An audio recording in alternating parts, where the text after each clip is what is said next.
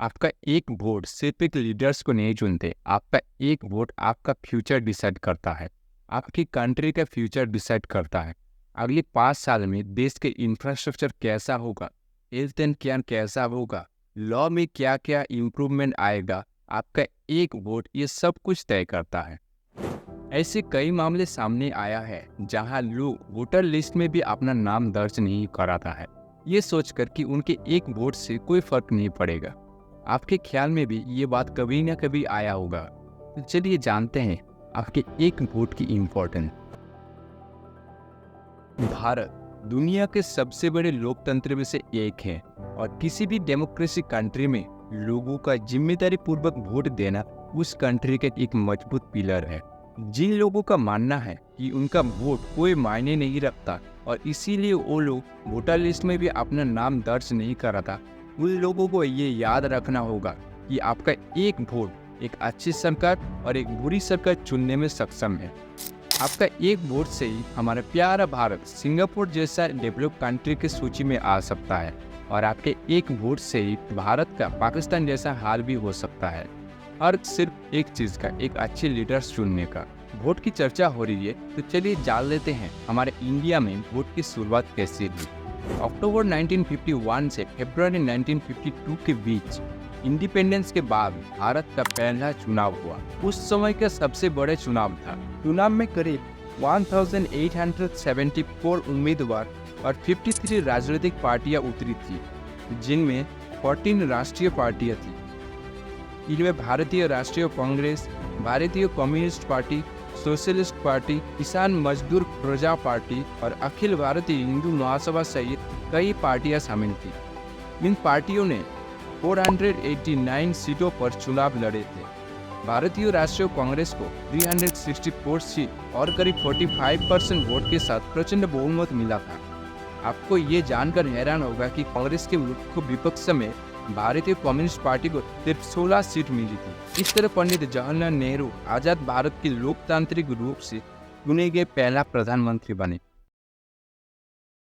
Indian constitution हमें vote देने के कुछ राइट्स प्रोवाइड करता है, जिसे हमें जानना जरूरी है। सभी वोटर्स को चुनाव लड़ने वाले कैंडिडेट्स के बारे में जानने का अधिकार है। ये अधिकार भारतीय संविधान की धारा 19 के तहत वोटर्स को दिया गया है। ये धारा वोटर्स को उम्मीदवारों के चुनावी घोषणा पत्र, उनकी कुल संपत्ति, उनकी कोई क्रिमिनल रिकॉर्ड है या नहीं, ये सब जानकारी मांगने का अधिकार देता है।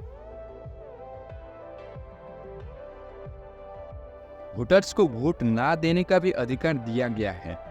अगर आपको चुनाव लड़ रहे किसी भी कैंडिडेट्स को वोट नहीं देना है तो आप इलेक्शन में भाग लेकर भी न्यूट्रल रह सकते हो। इस सिस्टम को नोटा सिस्टम भी बोला जाता है। 2010 से पहले एनआरआई को वोट देने की अनुमति नहीं थी। 2010 में एक संशोधन किया गया जिसके तहत एनआरआई को वोट देने की अनुमति दिया गया। वर्तमान कानून के अनुसार कैदियों को अभी तक वोट देने की अनुमति नहीं है। यह उस व्यक्ति पर लागू होता है जो खुद को मतदाता घोषित करता है और अपना वोट देना चाहता है, जबकि उसके नाम पर पहले ही वोट डाला जा चुका है। ऐसे मामले में व्यक्ति अपने वोट डाल सकता है यदि वो अपनी पहचान का सबूत दे सकता है। सावधान रहिए, ऐसा ना हो कि आप वोट देने गए और जाकर देखा कि आपका वोट पहले ही हो चुका है। जो मतदाता शारीरिक विकलांग या अन्य प्रकार की दुर्बलता के कारण मतदान करने में असमर्थ है, वो निर्वाचन अधिकारी से विशेष सहायता का अनुरोध कर सकता है। हम लोग अक्सर एक बात सुनते हैं कि हर वोट मायने रखता है या आपके वोट मायने रखता है।